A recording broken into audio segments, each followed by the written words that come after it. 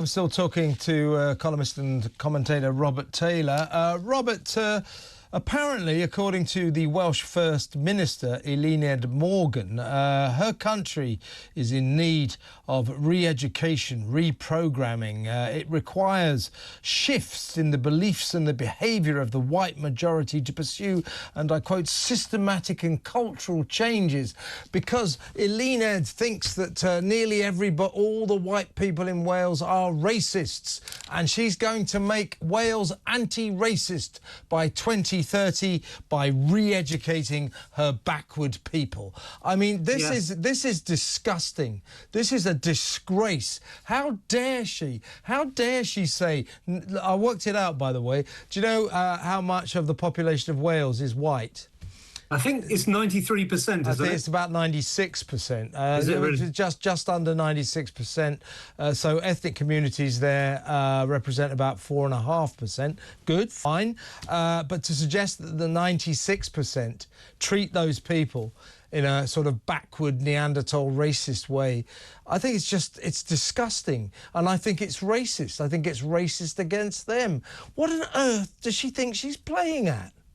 Yeah, I would feel, if I were Welsh, I'm not, if I lived in Wales, I would feel thoroughly offended by this. And do you know what, Kevin? I'd be really concerned that my government was wasting time on this load of baloney when, according to the most recent statistics I've seen, the really important matters in Wales are that 600,000 people are waiting on NHS waiting lists. That's 20% of the Welsh population. Wales is the poorest performing UK nation for reading, maths and science at school. 30% of children in Wales are living in poverty, and the Welsh rugby team has lost 11 matches on the trot. How about that, Kevin? If I was That's in the Wales, worst thing. and as a not a fan of Welsh rugby, but as an admirer of Welsh rugby, I'd be more concerned about that, and certainly the other three things I mentioned, than trying to make white people feel guilty for their treatment of ethnic minorities. But this is, you know, it's an oft-used phrase, but this is seriously Orwellian. This is social engineering at its most hapless and sinister. It's crap, but it's also sinister. So she set up something called the Race Disparity Evidence Unit, and that is, as I say, to promote, and I quote, shifts in the beliefs and behaviour of the white majority. And here's one of the exciting innovations that has been suggested to the Race Disparity Evidence Unit. This is by the good people of an organisation called Climate Cymru BAME.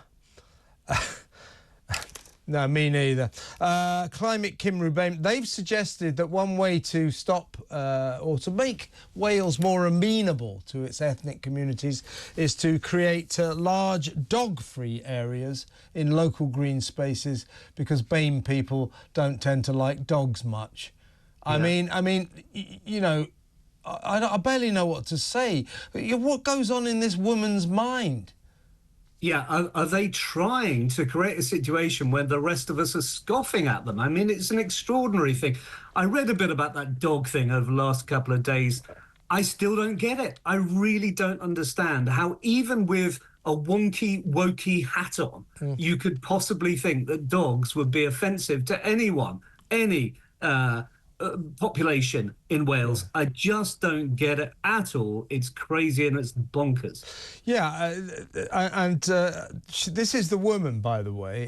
You know, the two her previous headline-hitting moves were one, to warn the people of Wales that one of the big problems with Wales is that there are too many racist buildings. These are buildings that have connections to slavery. So you can imagine millions of Welsh people going, oh, my God, we hadn't realised. And the other was to bring back, you know, the world's worst ever politician, Mark Drakeford, the former, you know, Kim Jong-Drakeford, the COVID fascist, who stepped down, much to the relief of millions of Welsh people, as First Minister. Eluned Morgan brought him back as Health Minister. I mean, you know, I love Wales. I love the people of Wales. But I've got a message for them. Stop voting Labour. This is what they're doing to you. I mean, you know, the Welsh people, because they're mining background, industry background, and indeed agriculture, they're working class people, they tend to vote Labour. Labour are not looking after them with this kind of policy, are they at all? But by voting Labour, they're like turkeys voting for Christmas, frankly.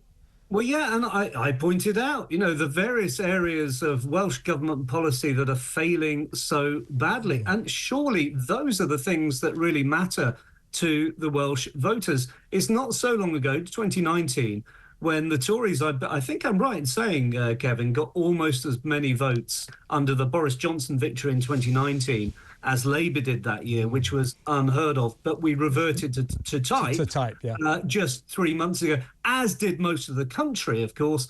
And most of the country, a lot of the country, is now regretting it. We're actually seeing only 4 months into a Labour landslide, and the Tories are edging ahead in quite a few of the opinion polls. That's how far Labour has slid all over the country just in the last 4 or 5 months. And don't forget the big steel plant in Port Talbot closed down, leaving many, many more Welsh people unemployed. Now, this kind of Labour, this kind of socialism we're talking about here, this absolute patronising, condescending claptrap, condemning the entire population pretty much for being racists.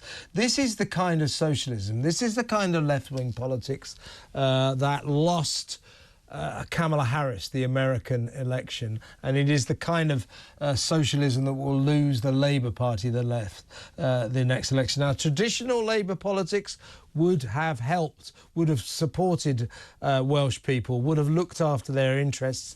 This kind of nonsense is metropolitan, elitist, superior nonsense, and it doesn't help the Welsh people one bit. I cannot believe that a woman as stupid as this is running a country like Wales.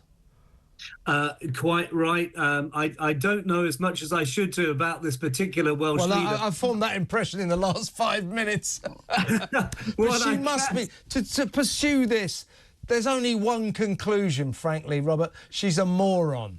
Well, I'll go along with you on that. And the one thing in this report really caught my eye, that apparently the report that the Welsh government has created here is looking to build libraries that focus on critical whiteness.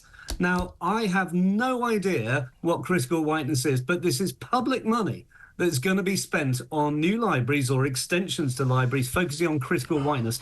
If you're living in Wales and you know the NHS is failing, you know education is failing, you know kids are living in poverty, why on earth would you support a government putting libraries in place on critical whiteness? It's just extraordinary. So let me just put out an all-points bulletin to the audience in Wales. If you're living in Wales or if you are Welsh, I'd love to hear what you think about this. If you're white and you're Welsh, well, clearly you're a racist, so maybe you could give me a call and explain why.